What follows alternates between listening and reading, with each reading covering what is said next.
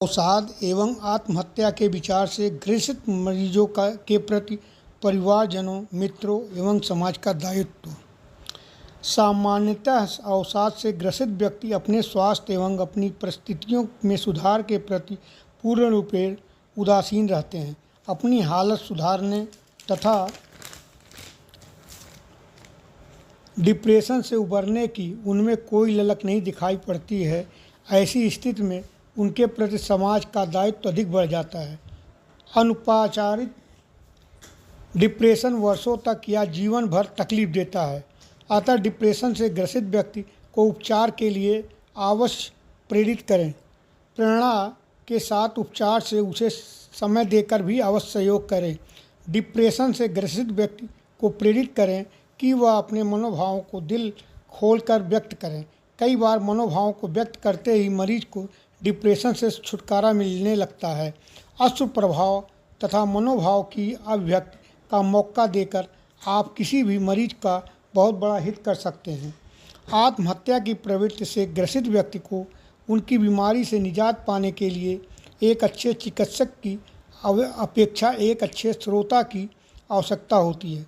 अपने मन का बोझ हल्का करके तथा हृदय के दुख कष्ट को दूसरों के साथ बांटकर वे राहत महसूस करते हैं। यह भूमिका संबंधित व्यक्ति के मित्र, परिजन तथा समाज के लोग अच्छी तरह से निभा सकते हैं। पिछले कुछ वर्षों में युवा वर्ग में आत्महत्या की प्रवृत्ति काफ़ी पनपी है। इसका मुख्य कारण अभिभावकों की बच्चों से अनावश्यक अपेक्षाएं, अच्छे मित्रों का अभाव तथा कैरियर एवं नौकरी की चिंता ही है। यदि बच्चे परीक्षा में बेहतर नहीं कर पाते तो माँ बाप उनके प्रति उपेक्षा का भाव रखते हैं तथा उनकी उपेक्षा का यही भाव धीरे धीरे युवाओं को गहरे अवसाद में ले जाता है तथा कई बार इसकी परिणति होती है आत्महत्या। इस संदर्भ में अभिभावकों को सतर्क रहने की आवश्यकता है। डिप्रेशन से ग्रसित व्यक्ति से उसकी गलतियों या पूर्व में उसकी भूलों के संदर्भ से प्रत्यक्ष रूप से बात न करके उसका ध्यान सकारात्मक विचारों की ओर आकर्षित करें। पिछले कुछ दशकों में डिप्रेशन के उपचार के लिए अनेक अवसाद रोधक औषधियों की खोज की गई।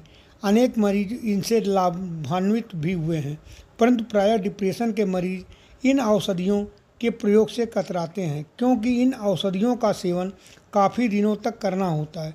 डिप्रेशन के मरीज मनोभावों के असंतुलन की वजह से लंबे समय तक इन दवाओं का प्रयोग करने की मनोस्थिति में नहीं रहते हैं।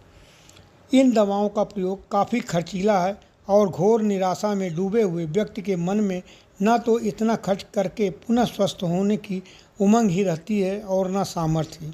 इन दवाओं के साइड इफ़ेक्ट भी कम नहीं हैं तथा डिप्रेशन का मरीज एक रोग को ख़त्म करने के लिए अन्य रोगों को आमंत्रित करने की हिम्मत नहीं जुटा पाता। अन्य चिकित्साओं पद्धतियों की अपेक्षा डिप्रेशन का अधिक प्रभावशाली उपचार एक्यूप्रेशर चिकित्सा की पद्धति के माध्यम से किया जा सकता है। एक्यूप्रेशर से उपचार में न तो औषधियों का उपयोग होता है और न कोई विशेष खर्च ही। इसका कोई साइड इफ़ेक्ट नहीं है। खान पान तथा दिनचर्या में परिवर्तन करके एक्यूप्रेशर चिकित्सा विद्या के अनुसार उपचार करने के अवसाद तथा आत्महत्या के विचार से निजात पाया जा सकता है। अगर आपको अच्छा